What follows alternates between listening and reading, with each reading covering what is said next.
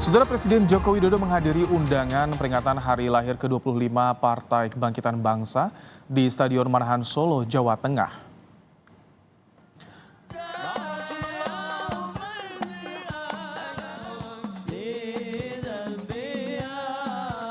Didampingi Ketua Umum PKB Muhaimin Iskandar, Presiden Joko Widodo menghadiri undangan peringatan hari lahir ke-25 Partai Kebangkitan Bangsa di Stadion Manahan Solo, Jawa Tengah. Presiden tampak menyalami sejumlah tokoh NU yang turut hadir dalam acara ini. Dijadwalkan Saudara Presiden akan memberikan pidato di acara ini.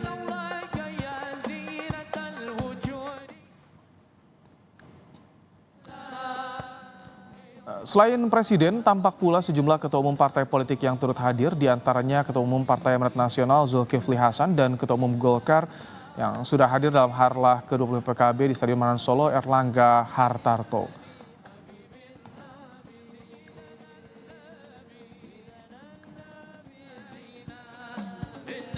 Tak hanya Zulkifli Hasan dan Erlangga Hartarto, Ketua DPP PD Perjuangan Puan Maharani juga hadir dalam harlah ke-25 PKB ini. Sebelumnya beberapa waktu lalu sudah ada pembicaraan terkait rencana pertemuan antara Ketua Umum PDIP dan juga PKB.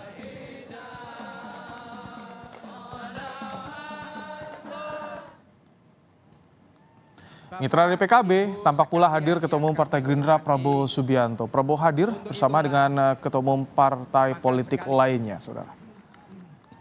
Bapak, Ibu sekalian yang kami hormati.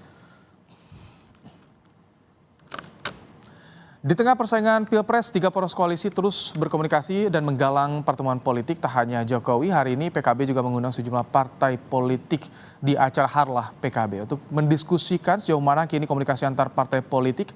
Apakah mulai banyak yang saling goda untuk tarik-menarik kerjasama? Kita akan bahas bersama Ketua DPP PKB Daniel Johan, ada politisi PDIP yang juga sekretaris tim koordinasi relawan pemenangan untuk Ganjar Pranowo, Deddy Sitorus, dan juga ada pengamat politik dari Carta Politika Yunarto Wijaya. Selamat sore Bapak-Bapak. Selamat sore semua. Selamat sore. Baik, Pak Daniel, Selamat 9 sore semua. partai politik Ya. Pak Daniel diundang, apakah ini sinyal penjajakan akan ada partai politik yang juga ikut gabung bersama PKB dan juga Gerindra atau bagaimana Pak Daniel? Ya, terima kasih. Selamat sore. Nah, kalau itu mungkin akan menjadi bonus ya. Misalkan ternyata dari pertemuan ini akan ada pertambahan partai-partai lain yang untuk bergabung ke KIR. Tetapi semangat utama dari PKB mengundang seluruh ketua umum partai lain untuk menghadiri peringatan 1 abad NU dan 25 tahun PKB adalah agar di dalam kesempatan momentum yang berbahagia ini seluruh partai bisa berkumpul bersama, semakin akrab, semakin bisa bersama-sama melalui masa-masa politik yang memang nanti dianggap sebagai penuh persaingan, tetapi meskipun berbeda pilihan tidak menimbulkan kecemasan dari masyarakat. Masyarakat bisa melihat langsung bahwa seluruh ketua umum bisa bersama berkumpul sambil tertawa, ikut merasakan berbahagia bersama pada saat hari ulang tahun peringatan 25 tahun PKB ini. Baik, Pak Daniel, tadi kita lihat ada Bu Puan Maharani ada di jajaran tamu undangan juga. Ini apakah ada rencana pertemuan dengan Puan Maharani di sela-sela acara harlah? Karena kan ada rencana juga mempertemukan Muhaimin dan Bu Megawati ini. Ya, otomatis tadi kita saling ketemu ya, termasuk dengan Mbak Puan, termasuk tentu dengan Pak Presiden, termasuk dengan Mbak Puan, termasuk dengan Pak Prabowo. Mereka saling, saya nggak tahu, saling berbicara dan berbisik-bisik.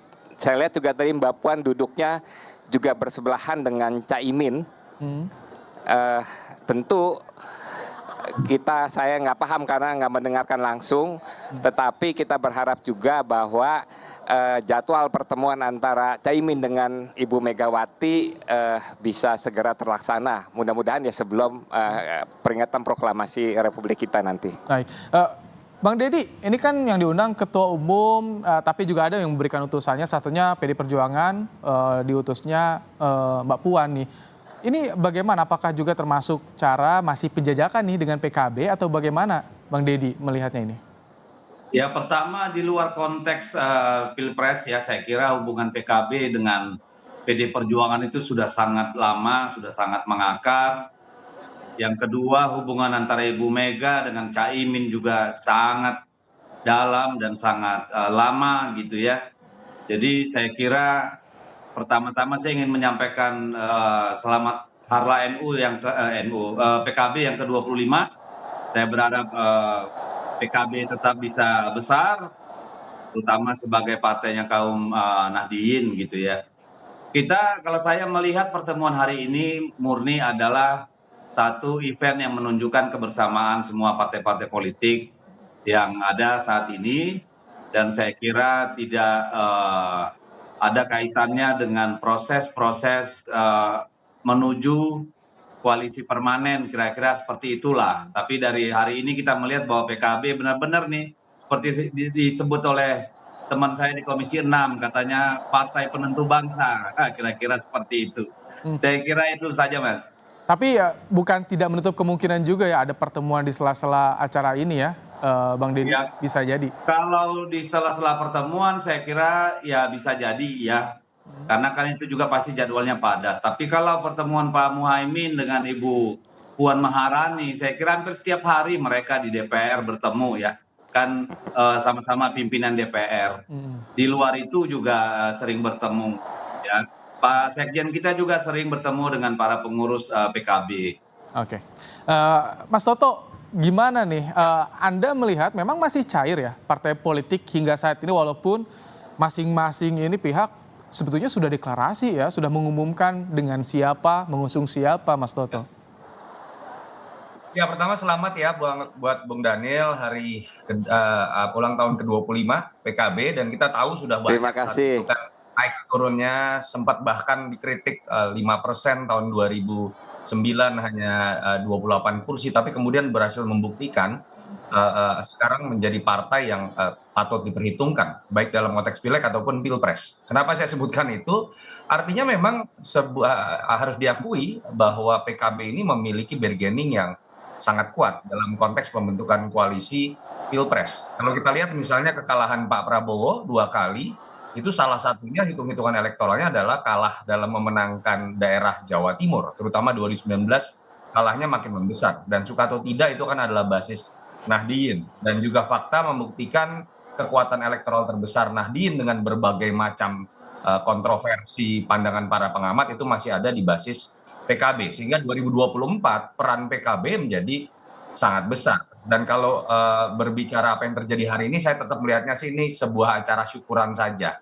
Konteksnya kan banyak ketua umum partai yang diundang. Nah kalau dilihat sela-sela pertemuan, yang menarik sebenarnya tadi ada yang tersebar ya di sosial media. Pagi-pagi itu ada pertemuan Caimin dengan Mas Ganjar. Walaupun kita tidak tahu isinya apa ya, kalau kita lihat kayaknya dari pakaiannya Mas Ganjar sepertinya habis jogging gitu, pagi gitu.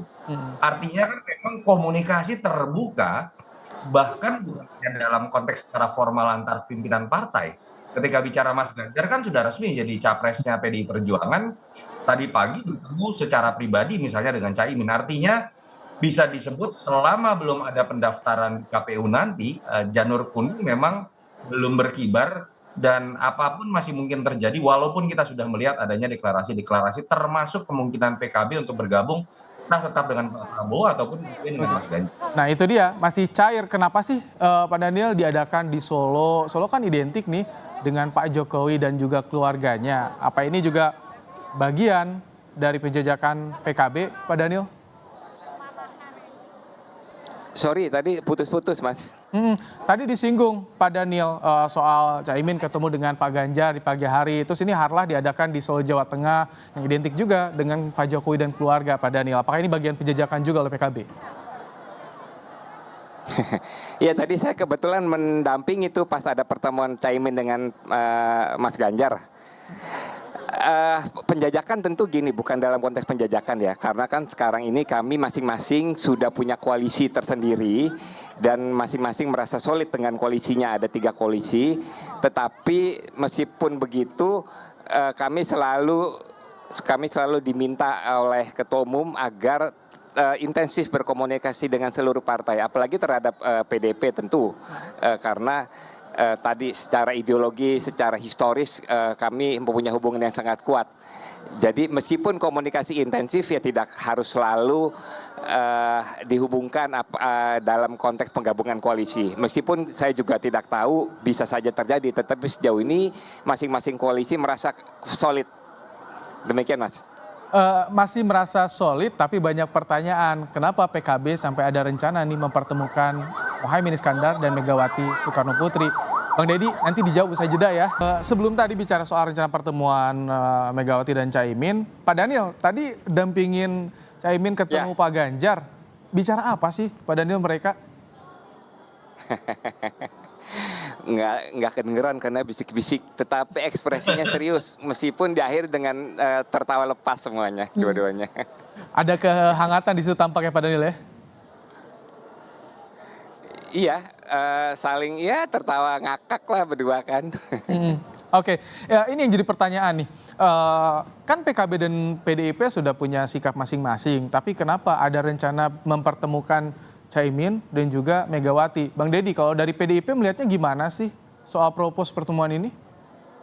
Ya, saya kira pertama pertemuan itu sudah lama dijadwalkan ya, berhubung pandemi tidak pernah bisa terjadi. Dan kedua, tentu ini memasuki tahun politik. Tahun politik tentu sebagai sesama ketua partai politik tentu tidak ada salahnya untuk bertukar pikiran dan berbicara tentang masalah bangsa ke depan. Jadi ada dua di situ, Mas. Pertemuan sebagai pribadi karena Caimin itu sudah seperti anak sendiri bagi Bu Mega. Dulu almarhum Gus Dur menitipkan beliau itu dengan Caipul ya. Jadi itu sudah hubungan seperti ibu dan anak. Dan kedua, kita kan sudah lama bekerja sama politik dengan PKB. Jadi dan Ibu Mega itu tokoh partai yang senior di Indonesia.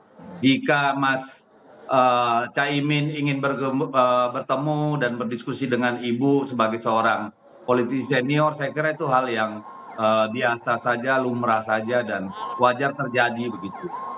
Wajar terjadi, tapi bagaimana untuk pengamatan dari Mas Toto? Akan ada dampak yang berbeda yang menarik nggak kalau misalkan jadi nanti pertemuan Megawati dan Muhaimin Iskandar? Ya, pada akhirnya kan ketika berbicara mengenai koalisi, itu kan berbicara mengenai bagaimana partai mengambil positioning yang paling menguntungkan secara elektoral, termasuk dalam konteks pilpres, dan bagaimana hitung-hitungannya efek terhadap persepsi publik di pileg. Jadi kalau pada titik itu, walaupun kebersamaan ini kan juga terjadi ya, antara Pak Prabowo dengan Caimin semenjak tahun lalu sudah mengikat janji tanda kutip, lalu kemudian PDI Perjuangan punya sejarah yang lebih panjang di pilpres sebelum, tetapi tentu saja dalam memutuskan akan ada hitung-hitungan yang sifatnya taktis. Sampai saat ini kan yang saya tahu, Caimin kan berbicara dalam konteks dari tadinya capres minimal sekarang menjadi cawapres. Dan kita tahu juga bicara efek ekor jas itu kan memang akan lebih punya pengaruh ketika ketua umumnya betul-betul menjadi seorang cawapres. Kita tahu juga sampai sekarang walaupun tanda kutip sudah terbangun koalisi antara PKB dengan Gerindra, seperti ada tembok lah yang belum bisa membuat Pak Prabowo memutuskan Caimin menjadi cawapres. Bahkan belakangan muncul nama yang berbeda seperti Gibran kah, seperti Erick Thohir kah. Dalam konteks itu menjadi masuk akal buat PKB untuk berpikir mengenai kemungkinan lain, mengenai alternatif lain untuk masuk dalam koalisi yang punya peluang menang juga dan kemudian mungkin bisa memberikan bargaining yang lebih menguntungkan secara elektoral buat PKB. Saya pikir pada akhirnya kalau kita lihat sejarah koalisi dalam pemilu sebelum, sebuah hal taktis seperti itu yang akan menentukan pengambilan keputusan. Baik, sebelum kita lanjutkan, saya ingin kembali memutarkan bagaimana pernyataan dari Ketua Umum PKB Muhaimin Iskandar yang menyindir perwakilan Partai Nasdem lantaran sang Ketua Umum Surya Paloh tidak hadir saudara di acara Harlah ke-25 PKB. Caimin menanyakan perwakilan Partai Nasdem, kenapa sang Ketua Umum tidak berani datang? Kita simak bersama. Saya hormati Eva Yuliana mewakili Partai Nasdem. Bang Surya Paloh mana kok gak berani datang?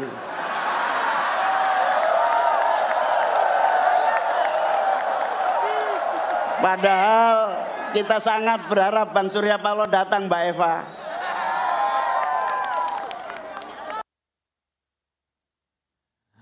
Sangat berharap tadi perwakilan dari Partai Nasdem, Surya Paloh langsung yang hadir, tapi ternyata diwakili. PDIP juga sebetulnya diwakili. Namun saya ingin kembali ke Pak Daniel. Pak Daniel dari PKB bagaimana sih melihat sosok dari PDIP? Apakah tadi disinggung mungkin juga realistis, masih cair nih PKB atau seperti apa? Ya tentu pertama PDIP itu posisi yang sangat penting ya, karena sebagai partai yang terbesar saat ini yang bisa punya golden ticket, maju mengajukan mengusung capres cawapres sendiri, sendiri tanpa tergantung oleh partai yang lain, meskipun tentu PDIP akan mengajak bergabung sejumlah partai. Selain hubungan historis, hubungan ideologis, tentu PKB menganggap posisi PDIP, posisi Mbak Mega, Ibu Mega, posisi banyak kader-kader PDIP juga menjadi sahabat kental, sahabat baiknya dari kadernya PKB, tentu menjadi sangat penting. Nah sehingga meskipun kami PKB sudah berkoalisi kan juga tidak boleh menutup komunikasi. Karena kalau menutup komunikasi kan sama juga menutup peluang nanti. Karena kita ujungnya belum tahu nih. Oke. Mas Toto, nah itu dari PKB soal PDIP. Tapi tadi kalau Nasdem langsung disindir tuh, depan Jokowi. Kenapa Pak Surya Paloh tidak berani datang? Bagaimana Anda melihat soal sindiran dari Caimin tadi, Mas Toto? Ya, ini kas Nahdiyin lah, kas Caimin lah ya. Kalau nyeletuk kan ya memang bikin ger ya. Artinya, tapi memang itu kan sebuah makna yang kuat ya. Ternyata kan Bang Surya Paloh diundang dan saya agak kaget yang datang Mbak Eva. Kita tahu Mbak Eva kan memang sangat dekat dari Dapil Jateng 5 kalau saya tidak salah dengan basis Nahdiyin. Tetapi kan dalam konteks struktur kalau tadi misalnya disamakan dengan Mbak Puan ya tidak lah. Mbak Puan anaknya Ibu Mega dan seorang ketua DPR. Artinya memang punya bobot politik lah kalau sampai Caimin tadi agak menyindir Bang Surya Paloh kok tidak berani datang gitu istilahnya ya. Saya melihat ini sebuah positioning yang memang Bang Surya Paloh mengambil posisi agak berjarak betul-betul akhirnya dengan barisan koalisi. Padahal kalau kita lihat tadi perwakilan dari Demokrat saja ada yang hadir tuh kalau saya tidak lihat kalau saya tidak salah tadi kita lihat tapi itu kayak gaya kas Caimin lah yang memang belak-belakan apa adanya. Walaupun dalam konteks bobot politik menurut saya itu memiliki makna yang cukup dalam buat seorang Surya Paloh dalam barisan koalisi pendukung Jokowi. Oke. Jadi sindiran tadi disampaikan langsung di depan Pak Jokowi. Tapi Mas Toto yang kemarin juga ditanya soal betul nggak sih ketika Jokowi ketemu Surya Paloh, ini pertanyaan juga Mas, soal bacawa presnya Anies tuh ditanyakan. Itu serius nggak sih Mas Toto kalau menurut Anda? Soalnya kan dekat sekali itu.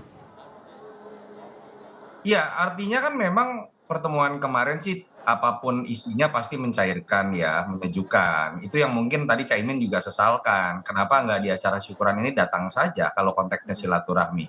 Walaupun posisi politiknya tetap berbeda kan tetap akan membawa kesejukan juga di hadapan masing-masing konstituen. Nah terkait Pak Jokowi misalnya dibocorkan oleh Surya Paloh menanyakan mengenai cawapres ya sangat mungkin entah dalam konteks basa-basi politik ataupun serius.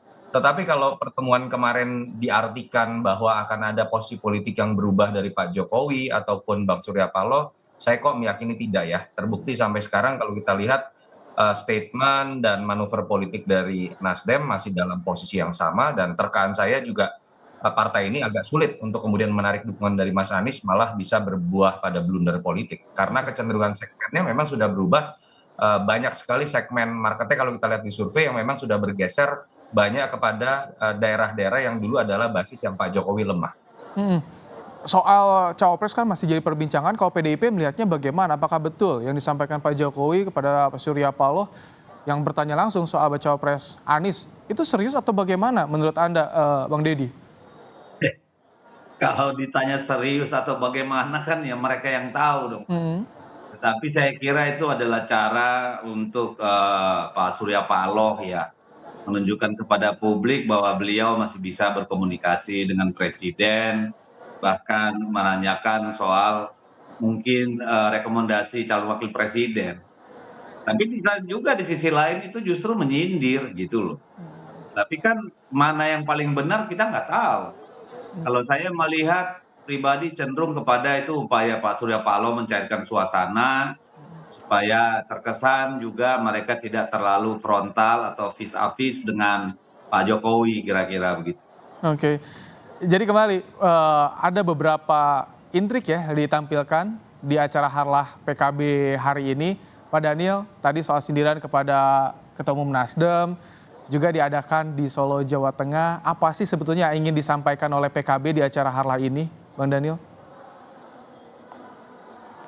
Ya, pertama mengenai Pak Surya Paloh sebelumnya confirm untuk hadir. Ya, tetapi kemarin sehari sebelumnya mengabarkan akan diwakilkan gitu. Nah, yang kedua adalah awalnya ada dua pilihan antara Candi Prambanan dengan di Stadion Manahan ini. Tetapi karena jumlah kader yang begitu antusias untuk hadir melebihi 60.000, sementara Candi Prambanan itu tidak boleh banyak-banyak. Selain memang Pak Wali Kota Mas Gibran juga sangat welcome memberikan kemudahan dan bantuan karena waktunya sudah dekat, akhirnya Stadion Manahan ini dipilih. Tentu juga akan memudahkan Pak Presiden hadir ya, karena toh memang Pak Presiden rumahnya juga dekat dengan stadion. Ada efek elektoral nggak Mas Toto dengan diadakannya di Solo, Jawa Tengah, Mas Toto, Harlah PKB ini? Atau Ini efek kalau kita politisnya? mau ini kan kadang-kadang audiens ini senang yang spekulatif gitu ya. Kalau mau dikait-kaitkan misalnya maksa dengan Pilpres, maknanya bisa dua. Dalam konteks misalnya pilihan antara Mas Ganjar ataupun Pak Prabowo, kalau dalam konteks untuk menaikkan bargaining atau konsisten dengan Pak Prabowo, ini cara menunjukkan, hey, Prabowo kalau mengambil Caimin, kita siap mengambil Jawa Tengah, kekuatan utama Mas Ganjar. Tapi bisa juga dimaknai dalam kacamata yang lain. Hei Pak Prabowo, kalau Anda tidak buru-buru ngambil saya, bisa saja saya berpindah kepada yang berkuasa di Jawa Tengah ini. Ini kalau kita bicara spekulatif ya. Audiens kan senang bahasa-bahasa yang seperti ini. Yang memungkinkan? Tapi saya pikir, loh, kalau kita bicara dari sebelum adanya janur kuning, penentuan cawapres itu 2019 bisa di jam terakhir, sangat memungkinkan tentu saja. Apalagi berbicara 2024 buat sebuah partai dan positioning dalam kekuasaan, itu biasanya bicara 10 tahun loh, bukan hanya bicara 5 tahun saja. Karena ini kan dimulai dari titik nol kembali. Jadi pasti setiap partai akan memikirkan dirinya sendiri bagaimana dalam koalisi mendapatkan tawaran yang paling menarik yang bisa menguntungkan partainya di pileg ataupun pilpres. Dan menurut saya Caimin masih dalam kondisi untuk berbicara menjadi seorang cawapres, bukan hanya sekedar menjadi followers. Oke, terima kasih Mas Yunarto Wijaya, Bang Deddy Sitorus, Pak Daniel Johan. Terima kasih telah menyampaikan pandangan dalam program Kompas Petang sore hari ini.